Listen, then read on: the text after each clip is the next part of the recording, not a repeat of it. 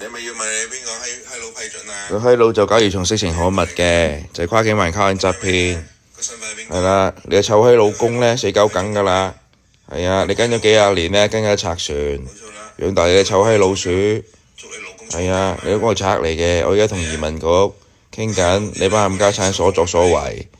係叫人喺深圳製造兒童色情刊物，喺香港進行控制，喺香港控制同喺深圳進行兒童色情刊物，叫啲人過嚟進行假結婚，進行謀殺。你唔使自己扮嘢啊！你閪衰晒啲嘢，我屌你老味啊！你祝你老公坐監，你祝你老公坐監啊！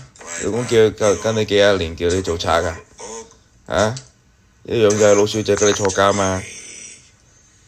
你老公叫你繼續色情兒童刊物啊嘛，就有色情刊物啊嘛。呢班冚家產呢，就串埋賣淫集團喺度搞 KK 園，要搞 KK 園啊！喺溫哥華搞 KK 園，喺深圳同埋香港都有閪佬幫手嘅，嗰班豬佬豬緊嘢，幫手豬嘢假嘢，表面假嘢，後面呃嘢，表面呃嘢，後面偷嘢，而家做緊呢啲嘢咧，係咯，係啲恐怖集團嚟㗎嘛，點解老公批准啊？你老公邊撚個啊？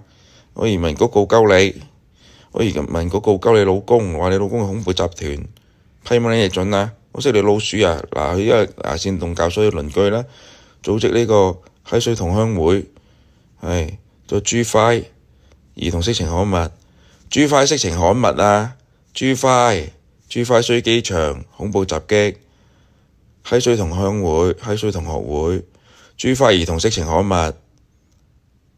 點解你老公批准喺邊撚個啊？你老公邊撚個啊？叫咩名啊？個 ID 係邊度啊？咩 nationality 啊？講出嚟啊！如果唔係賣淫集團服務費，呢度就要當你係你做㗎啦。G5兒童色情刊物。